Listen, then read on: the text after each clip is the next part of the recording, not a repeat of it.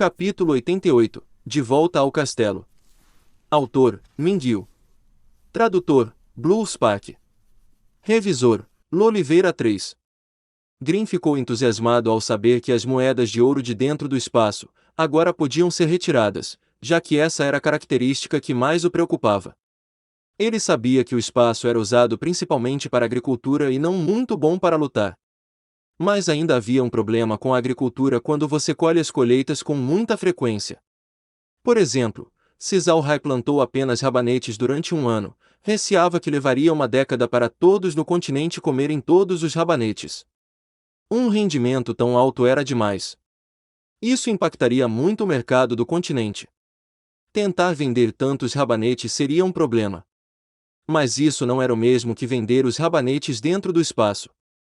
Embora eles não pudessem obter o máximo de moedas de ouro, eles não precisavam se preocupar com ninguém querendo comprar rabanetes. O mais importante era que as moedas de ouro podiam agora serem retiradas do espaço, para que pudessem usar as moedas de ouro como moedas reais para comprar qualquer coisa.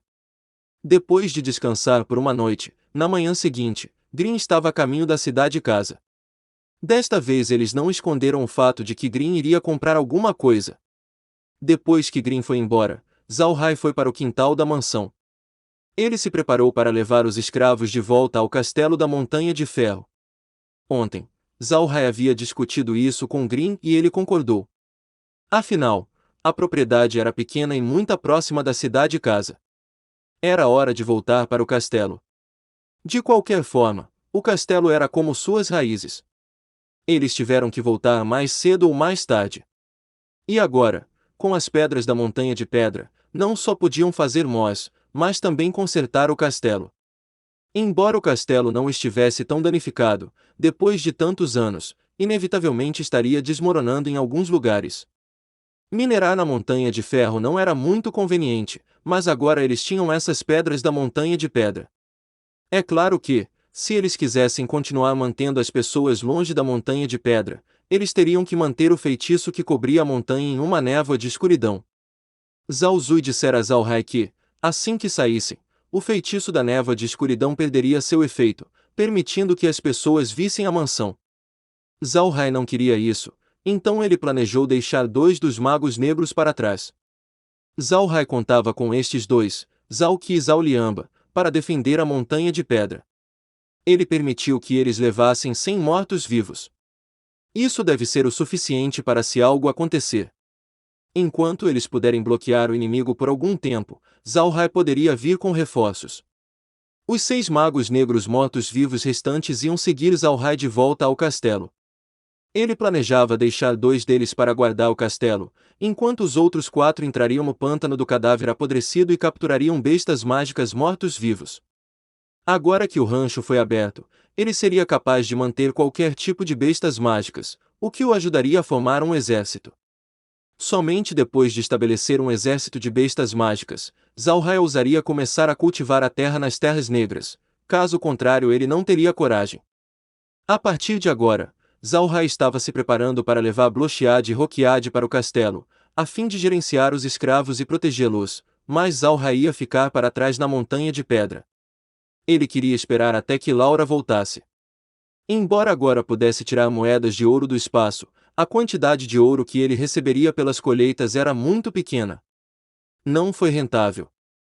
Por isso precisava da cooperação de Laura. Zalhai começou a trabalhar. Ele primeiro teve que organizar os escravos antes de enviá-los de volta para o castelo.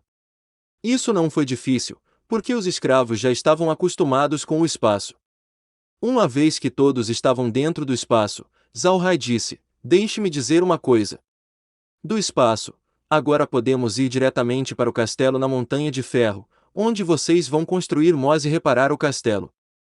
Os escravos estavam aturdidos enquanto observavam Zalhai, sem entender o que ele queria dizer. Zalhai olhou para eles, depois continuou: "Em poucas palavras, o espaço é como uma sala com 2 portas. Uma porta leva para a Montanha de Pedra, enquanto a outra porta leva você à Montanha de Ferro." Alguma pergunta? Os escravos não tiveram muita reação.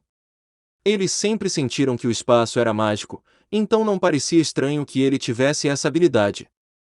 Todos ficaram em silêncio. Zhao Hai não pôde deixar de pensar que a reação deles foi muito calma. Com um sorriso irônico, ele balançou a cabeça, depois levou Merin e Meg, 6 magos negros, Blochiad e Roquiad, e os escravos de volta ao castelo na Montanha de Ferro. Todos saíram do espaço e pisaram na praça do castelo, onde Zhao Hai colocou o ponto de teleporte. Uma vez que eles estavam fora, Zhao Hai tirou as pedras da montanha de pedra para os escravos trabalharem.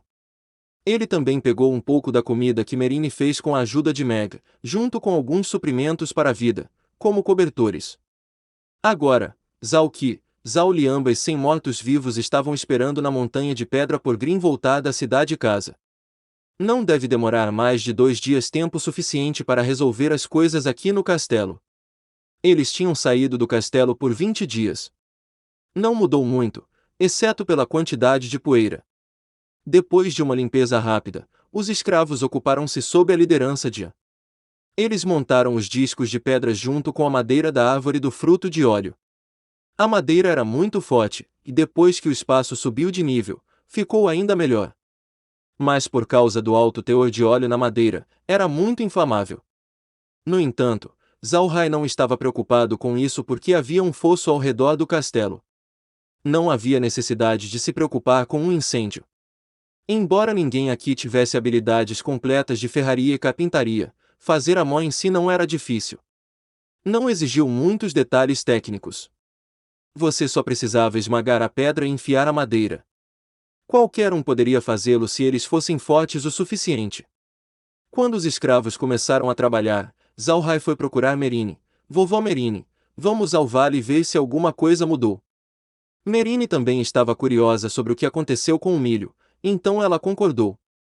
As duas pessoas foram para a montanha, atravessaram o lago subterrâneo e agora alcançaram o vale. Zhao Hai e Merine ficaram surpresos com o que viram. Eles não achavam que o milho ainda estará crescendo. Embora as mudas de milho não fossem muito altas, mesmo parecendo um pouco fracas, elas ainda estavam vivas. Olhando para as mudas nos 30 acres de terra que ele havia melhorado, Merine e Zhao Hai riram. Depois do ataque do exército de bestas mágicas, eles sentiram vontade de desistir. Com a terra pavimentada com uma camada de terra tóxica, Zhao Hai não sentia muita esperança de que as mudas de milho ainda crescessem.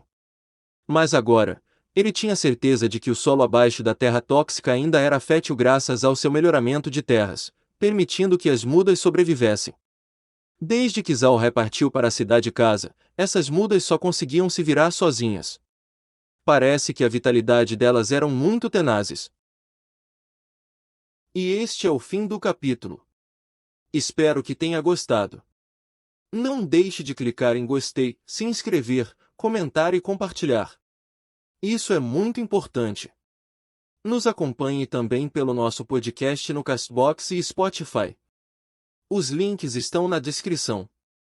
Um grande abraço e fiquem todos com Deus.